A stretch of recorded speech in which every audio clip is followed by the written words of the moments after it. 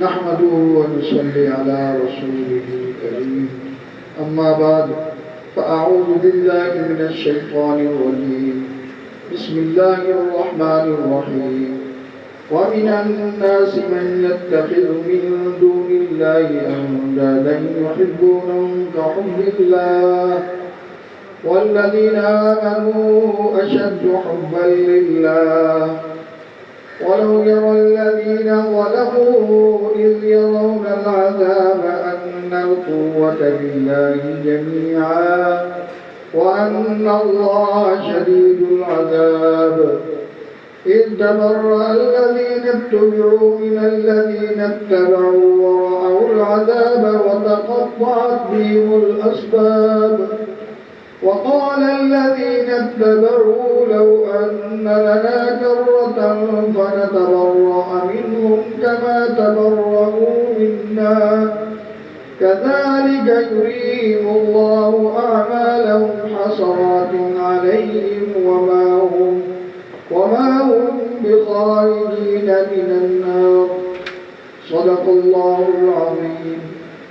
اللهم صل على سيدنا ومولانا محمد وعلى آل سيدنا ومولانا محمد وعلى آل سيدنا ومولانا محمد وبارك وسلم وصل عليه. ومن الناس، اور کچھ لوگ، من يتخذ من دون اللہ، وہ ہیں جو پکڑتے ہیں اللہ کے ما سوا اندادا، ہم سب، یحبونہم کحب اللہ، وہ ان سے محبت کرتے ہیں جیسے کہ اللہ سے محبت ہونی چاہیے. والذین آمنوا اشد حبا للہ، اور وہ لوگ جو ایمان لائے وہ سخت ہیں اللہ کے ساتھ محبت کرنے میں. وَلَوْ يَرَى الَّذِينَ ظَلَمُوا، اور کاش کہ یہ ظالم لوگ دیکھ لیں، إِذْ يَرَوْنَ الْعَذَابَ أَنَّ الْقُوَّةَ لِلَّهِ جَمِيعًا، اس وقت کو جب کہ وہ عذاب کو دیکھیں گے تو کہیں گے أَنَّ الْقُوَّةَ لِلَّهِ جَمِيعًا، کہ بے شک وہ تو ساری کی ساری اللہ کی، وَأَنَّ اللَّهَ شَدِيدُ الْعَذَابِ، اور اللہ تعالیٰ سخت عذاب والے. اِذْ تَبَرَّأَ الَّذِينَ اتَّبَعُوا، جب برات کر دیں گے وہ لوگ جن کی پیروی کی گئی ہے، مِنَ الَّذِينَ اتَّبَعُوا، ان لوگوں سے جنہوں نے پیروی کی ہے، وَرَأَوُا الْعَذَابَ، وہ دیکھ لیں گے عذاب کو، وَتَقَطَّعَتْ بِهِمُ الْأَسْبَابُ، اور ان کے درمیان تعلقات ختم ہو گئے. وقال الذين اتبعوا لو ان لنا كرة، اور کہیں گے پیروکار کہ کاش کہ ہمارے لیے لوٹنا ہوتا. فنتبرأ منهم، پس ہم ان سے بری ہو جاتے، كما تبرؤوا منا، جس طرح وہ ہم سے بری ہو گئے. كذلك يريهم الله أعمالهم حسرات عليهم، اسی طرح اللہ تعالیٰ دکھائے گا ان کو ان کے اعمال ان کو افسوس دلانے کے لیے. وما هم بخارجین من النار، اور وہ جہنم سے نکلنے والے، آگ سے نکلنے والے نہیں.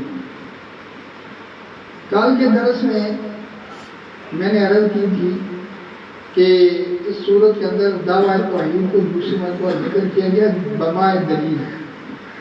دلیل اللہ پاک ایسی پیش کرتے ہیں کہ جس کا توڑ کوئی نہیں کر سکتا. فرمایا کہ وَإِلَٰهُكُمْ إِلَٰهٌ وَاحِدٌ، کہ تمہارا معبود ایک ہی معبود ہے، لا الہ الا هو الرحمن الرحیم، اس کا علاوہ کوئی الہ نہیں ہو سکتا، وہ سب سے بڑا مہربان نہایت رحم والا. آگے دلیل بڑی شاندار ہے، فرمایا کہ إِنَّ فِي خَلْقِ السَّمَاوَاتِ وَالْأَرْضِ، کہ بے شک آسمانوں اور زمین کے پیدا کرنے میں، واختلاف اللیل والنہار، رات اور دن کے مختلف ہونے میں، والفلک التی تجری فی البحر بما ينفع الناس، اور کشتیوں کے چلنے میں سمندروں کے اندر اس چیز کے ساتھ جو لوگوں کے لیے نفع مند ہے. وما انزل اللہ من السماء من ماء،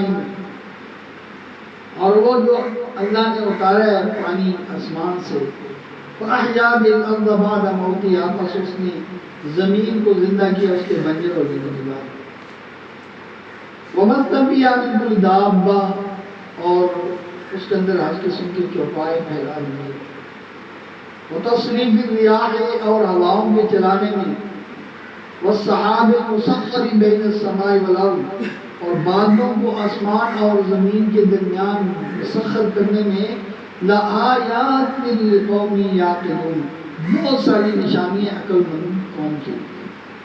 یہ دیکھیں یہ دلیل ہے، اس میں سفلی اور علوی چیزوں کو بیان کیا گیا ہے۔ زمین، آسمان، اس لیے طاقت ہے کہ کوئی حصہ بھی بنا سکے۔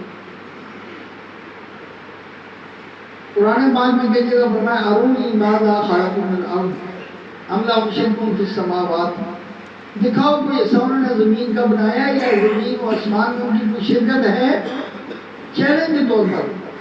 تو جواب یہی تھا کہ اللہ کے ماں سوا زمین و آسمان کے بنانے میں، ان کی تخلیق کرنے میں نہ کسی نے حصہ ڈالا ہے، نہ کوئی حصہ کسی نے برف سے نکلی بنایا ہے، نہ تو کسی نے کوئی حصہ بنایا ہے، کوئی بر اعظم بنایا ہو۔ سات بر اعظم ہیں زمین کے، ان میں سے کوئی بر اعظم اللہ کے علاوہ کسی نے بنایا ہے؟ ان سب کا خالق کون ہے؟ اللہ۔ آسمان سات ہے، ایک نہیں، سبع سماوات طباقا، اوپر نیچے 7 آسمان ہیں اور ہر آسمان زمین سے بڑا ہے۔ تو ان آسمانوں کا کوئی خالق ہے اللہ کے مان سوا یا کسی کی شرکت ہے؟ نہیں ہے۔ اسی طرح یہ رات اور دن کو اللہ تعالیٰ ہی بدل رہے ہیں۔ کسی کی جرت ہے کہ رات کو چھوٹا کر لے اور دن کو بڑا کر لے؟ اب اللہ دن کو بڑا کر رہے ہیں، کوئی دن کو بڑا نہ ہونے دے، روک سکتا ہے؟ کوئی نہیں روک سکتا۔ اور جب رات بڑی ہو رہی تھی اس کو کوئی نہیں روک سکتا تھا۔ اسی طرح جو ہے یہ سمندر کے اوپر یہ جو بڑے بڑے جہاز چل رہے ہیں، اگر اللہ نہ چلنے دے تو چل نہیں سکتے، ڈوب جائیں، غرق ہو جائیں، لیکن اللہ پاک چلا رہے ہیں۔ اور بڑا بڑا وزن لے کر، اتنا ٹن، ہزاروں لاکھوں ٹن وزن لے کر وہ چل رہے ہیں، لیکن یہ کس کے حکم سے چل رہے ہیں؟ اللہ تعالیٰ کے حکم سے۔ یہ بارش بھی اللہ برسا رہے ہیں، اور زمین جب بارش زیادہ نہ ہونے کی وجہ سے خشک ہو جاتی ہے، بنجر ہو جاتی ہے، پھر اللہ بارش برسا کر اس کو جو ہے نا زندہ کر دیتے ہیں، وہ بارونق ہو جاتی ہے، کھیتی کے قابل ہو جاتی ہے۔ اسی طرح اللہ تعالیٰ نے انسانوں کے علاوہ زمین کے اندر مختلف قسم کے چوپائے پیدا کر کے پھیلائے ہیں، اور یہ ہواؤں کو بھی اللہ ہی چلاتے ہیں۔ یہ آسمان اور زمین کے درمیان جو بادل ہیں مسخر ہیں، یہ پانی کے بڑے بادل، اتنے بڑے بڑے بادل ہیں، تو یہ سارے کارنامے فرمایا کہ یہ ایک ایک جو چیز ہے نا وہ دلیل ہے، لیکن کن کے لیے؟ عقل مند کی۔ تو آج کی جو پہلی آیت پڑھی گئی ہے، اس کے اندر یہ بیان کیا جا رہا ہے کہ یہ جو مشرک ہے نا، اللہ کے ساتھ شرک کرنے والے، انہوں نے اپنے معبودوں کو اللہ کے برابر اس طرح کر رکھا ہے کہ ان کے ساتھ ایسی محبت کرتے ہیں جو محبت کس کے ساتھ ہونی چاہیے؟ اللہ کے ساتھ ہونی چاہیے۔ محبت تو ظاہر ہے جس ذات کے اتنے کارنامے اس کے ساتھ ہونی چاہیے، لیکن یہ بدنصیب وہ آپ نے خود ساختہ معبودوں کے ساتھ کر رہے ہیں۔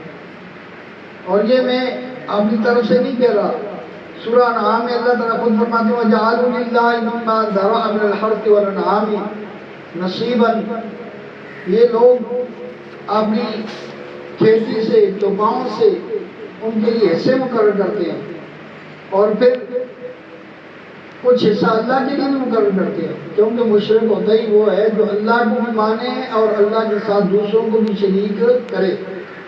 موحد وہ ہوتا ہے جو صرف اللہ کو ان کارناموں میں وحدہ لا شریک مانتا ہے۔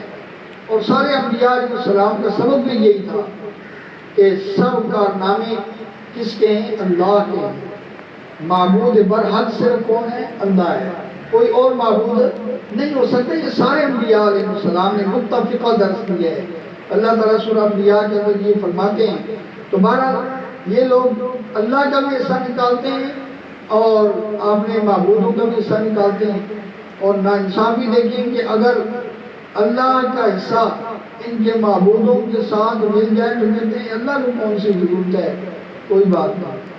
لیکن جب ان کے معبودوں کا حصہ اللہ کے حصے کے ساتھ مل جائے تو پھر اس کو بڑی جلدی ہٹاتے ہیں کہ ہم جو ہے نا یہ ہمیں کوئی نقصان نہ پہنچا دیں. اللہ کا ڈر نہیں ہے لیکن ان کا کیا ہے، ڈر ہے. اس لیے فرمایا کہ ایسی محبت جو اللہ کے ساتھ ہونی چاہیے وہ کس کے ساتھ کرتے ہیں، غیر اللہ کے ساتھ کرتے ہیں.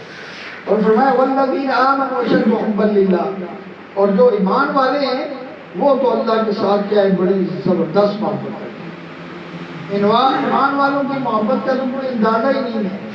ایمان والوں نے تو اپنا جان مال اولاد سب کچھ اللہ کی راہ میں جو ہے نا قربان کر دیا. ایسی بے شمار مثالیں ہیں.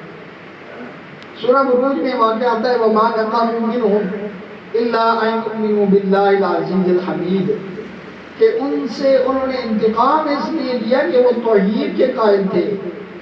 ان کو خندقوں کے اندر اٹھا کر پھینک دیا گیا. یہاں تک کہ ایک عورت کے بچے کو جب پھینکا گیا تو بڑی پریشان اور مضطرب ہوئی کہ میرا بچہ آگ میں چلا گیا. تو بچے نے آواز دی، اللہ نے اس کو گویائی عطا فرمائی. اس نے کہا ماں فکر نہ کر، یہ جنت ہے، آ جا، یہ جنت ہے. تو ایمان والوں نے کون سی قربانی کی؟ وطن چھوڑے ایمان والوں نے، اپنی اولادوں کو قربان کیا. ابراہیم علیہ السلام وطن چھوڑ کر جا رہے، سب کو چھوڑ رہے، لیکن کس کے لیے؟ اللہ کے. صحابہ اکرام نے اپنے وطن مکہ کو چھوڑا، نبی علیہ السلام نے خود چھوڑا. کیوں چھوڑا؟ اللہ کے. یہ اللہ کی محبت کا تقاضا تھا. اور خالق کے ساتھ سب سے زیادہ محبت ہوتی ہے، اور مخلوق میں سب سے زیادہ محبت کس کے ساتھ ہونی چاہیے؟ اللہ کے رسول کے ساتھ. مخلوق کے علاوہ سب سے زیادہ محبت خالق کائنات کے ساتھ ہے. اور مخلوق میں محبت سب سے زیادہ امت کو کس کے ساتھ کرنی چاہیے؟ نبی کریم صلی اللہ علیہ وسلم. اور خود نبی کریم صلی اللہ علیہ وسلم اللہ کے ساتھ اتنی محبت کرتے تھے کہ اللہ کی عبادت میں اس قدر آپ نے آپ کو لگاتے تھے کہ آپ کے پاؤں مبارک جو ہے وہ پر ورم آ جاتا تھا. اور صحابہ کرام نے عرض کی یا رسول اللہ، آپ کے تو اگلے پچھلے گناہ اللہ تعالیٰ نے یعنی ذنب جو ہے وہ معاف کر دیے. یغفر لک اللہ ما تقدم من ذنبک، پھر بھی آپ اتنی مشقت اٹھا رہے، محنت کر رہے ہیں. تو فرمایا افلا اکون عبدا شکورا، کیا میں اللہ تعالیٰ کا شکر گزار بندہ نہ بنوں؟ یعنی یہ محبت کہ نبی علیہ السلام راتوں کو جاگ جاگ کر اللہ کے ہاں سر بسجود ہوتے ہیں اور دن کو اللہ کے حکموں کی تبلیغ کرتے ہیں. کوئی کمی کوئی کوتاہی نہیں کی، ذرا برابر اللہ کا حکم جو ہے پہنچانے میں. تو فرمایا والذین آمنوا اشد حبا للہ، کہ ایمان والے ان مشرکوں کے مقابلے میں سب سے زیادہ سخت محبت کرنے میں اللہ کے ساتھ. ولو یری الذین ظلموا، اور فرمایا کہ کاش کہ یہ ظالم سے مراد کون ہے؟ مشرک. حضرت لقمان رضی اللہ تعالیٰ عنہ رحمہ اللہ، ان کے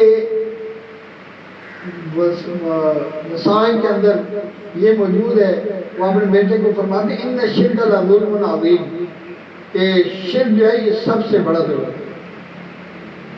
ظلم کا معنی ہوتا ہے کسی چیز کو اپنی جگہ کے علاوہ دوسری جگہ میں، تو یہ بھی شرک بھی ظلم ہے، کیونکہ یہ اللہ کا حق کس کو دینا ہوتا ہے؟ غیروں کو دینا ہوتا ہے. عبادت کس کا حق ہے؟ اللہ کا. نظر و نیاز کس کا حق ہے؟ اللہ کا حق ہے. یہ سب چیزیں اللہ کے لیے ہونی چاہیے. جب یہ غیر اللہ کے لیے ہوں گی تو پھر یہ شرک ہے.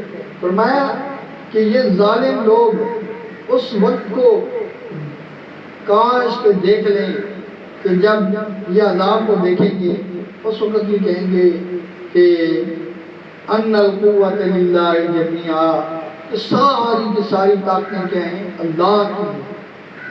سب سے زیادہ طاقتور ذات کون ہے؟ اللہ ہے۔ سب طاقتوں کا محور جو ہے وہ اللہ ہے، یہ سب مانیں گے اس کو، اور بلکہ اللہ تعالیٰ ان سے کہیں گے وہاں ان کو شرمندہ کرنے کے لیے، آذرنا کما منا این شرکائی، وہ کہاں ہے میرے شریک جن جو تم نے بنا رکھے تھے؟ تو وہ تو ان سے گم ہوں گے، پھر کہیں گے آذرنا کما منا من شہید، جھوٹ بولیں گے، کہیں گے کہ ہم نے آپ سے عرض کر دی تھی نا کہ ہم میں سے کوئی بھی نہیں شرک کرنے والا۔ اب جب بے بس ہو جائیں گے، نا امید ہو جائیں گے، تو یہ کہیں گے۔ فرمایا وَأَنَّ اللَّهَ شَدِيدُ الْعَذَابِ، اور اللہ تعالیٰ سخت عذاب والے ہیں۔ یہ ان کو وہاں پتہ چلے گا کہ جب ان کے لیے کوئی چھٹکارے کی کوئی سبب، کوئی راہ نہیں ہوگی، اس وقت جو ہے نا ان کو یہ پریشان ہے، اس وقت یہ انتہائی پریشان ہوں گے۔ اب یہ ہر طرح کے ہیلے بہانے اپنائیں گے، یعنی قسمیں اٹھائیں گے، واللہ ما کننا مشرکین، اللہ کی قسم ہم تو شرک کرنے والے ہی نہیں تھے، کیونکہ ان کے معبود ان سے جو ہے نا وہ گئے ہوئے تھے۔ آگے اللہ تعالیٰ نے ایک اور چیز بیان کی ہے کہ جب معاشر کے اندر یہ بڑا مشکل وقت ہوگا، تو اسی طرح جہنم کے اندر، تو یہ جن لوگوں کے پیچھے چل کر لوگوں نے اپنی زندگی برباد کی، شرک کی ہے، وہ جو سرداروں کے پیچھے، وہ ان سے جو ہے نا برات کا اعلان کر دیں، وہ کہیں گے ہمارا تمہارا کوئی تعلق نہیں، تم ہمارے کچھ بھی نہیں کرتے۔ اس وقت ان کو بڑا افسوس ہوگا کہ ان کے لیے تو ہم نے اپنی جانیں برباد کی، اپنا مال برباد کیا، سب کچھ کیا، اور یہ آج جو ہے نا ہم سے بری ہو رہی ہے۔ سب سے پہلے تو یہ اعلان جو ہے نا، یہ جو بڑا جو ہے نا شیطان، جو سب گمراہی کا جو ہے نا موجد ہے، یہ سب سے پہلے تو یہ کرے گا۔ اللہ تعالیٰ فرماتے ہیں سورہ ابراہیم، وقال الشیطان لما قضی الامر، جب معاملہ تمام ہو جائے گا، محشر کے اندر فیصلہ ہو چکے گا، جہنم کے اندر جنتی جنت کے اندر چلے جائیں گے، تو وہاں جہنم میں کیونکہ شیطان بھی موجود ہوگا، آگ کے تخت پہ بیٹھا ہوگا، تو یہ کہے گا کہ تمہارے ساتھ اللہ نے وعدہ کیا اور اللہ نے سچا وعدہ کیا، اور میں نے تمہارے ساتھ وعدہ کیا اور میں نے اس کا خلاف کر دیا، اور بات یہ ہے کہ میں نے تم پر کوئی زبردستی نہیں کی ہے، میرا کوئی غلبہ نہیں تھا، بس تم نے میں نے آ کر لگایا، تم میرے پیچھے چل پڑے، تو لہٰذا اب مجھے ملامت کرنے کی ضرورت نہیں ہے۔ یہ نہ کہو کہ شیطان نے ہمیں خراب کیا، جہنم میں لے، تم آپ نے آپ کو خود ملامت کرو گے، تمہاری آپ کی بیوقوفی ہے، تم میرے پیچھے چل پڑے۔ اسی طرح جو ہے یہ مکالمہ خود متبوعین اور تابعین میں بھی ہوگا۔ تابعین کہیں گے کہ ہم جو ہے نا تمہاری وجہ سے جہنم میں آئے ہیں، اور وہ کہیں گے کہ ہماری وجہ سے کیوں آئے ہو، یہ تمہاری اپنی غلطی ہے، تم ہماری پیچھے نہ چلتے نا، تم نے ہماری کیوں بات مانی ہے؟ تو وہ آگے سے کہیں گے اصل میں رات دن کی تمہاری وہ جو سازشیں تھی نا، ان کی وجہ سے ہم تمہارے پیچھے آئے گئے، لیکن پتہ تو ان کو ہوگا کہ یار یہ غلطی تو ہماری اپنی اثر الندام آتا، قرآن پاک میں آتا ہے کہ وہ ہر ایک جو ہے نا وہ اپنی پشیمانی کو چھپا رہے ہوں گے، شرمندہ ہوں گے آپ کے دل کے اندر کہ غلطی تو آپ کی ہے، ہم ان کے پیچھے نہ چلتے تو آج ناکامی کا سامنا نہ کرنا پڑتا۔ اور یہ بھی قرآن پاک میں آتا ہے، تو اللہ سے درخواست کریں گے کہ یا اللہ انہوں نے ہمیں گمراہ کیا ہے تو ان کو جو ہے نا ڈبل عذاب دے دے۔ اللہ تعالیٰ فرماتے قال لکل ضعف، ہر ایک کے لیے ڈبل ہے، ولکن لا تعلمون، لیکن تمہیں سمجھ نہیں ہے۔ بہرحال یہ تعلقات آپس میں ختم ہو جائیں گے، کوئی کسی کا پرسان حال نہیں ہوگا، ایک دوسرے سے جان چھڑا دیں گے۔ اب یہ تابعین کہیں گے کاش کہ دنیا میں ہمیں واپس کر دیا جاتا ہے، ایک مرتبہ اگر واپس چلے جائے نا تو پھر ان کی گاتا ہم بنائیں گے، ان کے پیچھے بالکل نہیں چلیں گے، لیکن یہ ہو نہیں سکے گا، یہ تو ممکن ہی نہیں ہے کہ دنیا تو چونکہ ختم ہو چکی ہوگی، یہ آسمان اور زمین یہ ہوں گے ہی نہیں، تو واپسی کہاں سے ہو، یہ ممکن ہی نہیں ہے۔ تو یہ تو ہوگا نہیں، لیکن اللہ پاک ان کو ان کے یہ اعمال دنیا میں جو شرک والے کیے ہیں اور بدبختی والے کیے ہیں، یہ اللہ پاک ان کو افسوس کے لیے دکھائیں گے، ان کو بڑا افسوس ہوگا۔ سورہ حجر میں آتا ہے ربما یود الذین کفروا لو کانوا مسلمین، یہ کافر بہت تمنا کریں گے، بڑی حسرت کریں گے کاش کہ یہ مسلمان ہوتے۔ کئی مواقع پر ان کو یہ حسرت ہوگی، محشر میں جب ایمان والوں کا اعزاز و کرام دیکھیں گے تو وہاں بھی ہوگا، پھر یہاں تک کہ جب جہنم سے آخری ایمان والے کو نکالا جائے گا اس وقت ان کو انتہائی افسوس ہوگا کہ کاش کہ وہ بھی مسلمان ہوتے، آج وہ بھی اس کی طرح جہنم سے نکالے جاتے۔ تو جب آخری مسلمان نکل جائے گا اس وقت ان کو کہا جائے گا کہ اب تم ہمیشہ ہمیشہ کے لیے جہنم کے اندر رہو گے، تو یہ بڑا افسوس ہوگا۔ تو اس کا بہترین حال یہی ہے کہ یہ لوگ توحید پر آ جائیں اور شرک کو چھوڑ دیں اور غلط قسم کے گمراہ قسم کے جو ان کی پیشوائیں ان سے برات کا اعلان کر دیں، تو یہ افسوس نہیں کرنا پڑے گا، پھر یہ نہیں کہنا پڑے گا لو ان لنا کرۃ فنتبرأ منهم كما تبرؤوا منا، کہ کاش کہ ہمارے لیے دنیا میں لوٹنا ہوتا جس طرح یہ ہم سے بری ہوئے تو ہم بھی ان سے بری ہو جائیں، ایسا جو ہے نا وہ پھر کہنے کی ضرورت پیش نہیں آئے گی۔ اللہ تعالیٰ سے دعا ہے کہ اللہ تعالیٰ ہمیں قرآن پاک کے مطابق عمل کرنے کی توفیق عطا فرمائے۔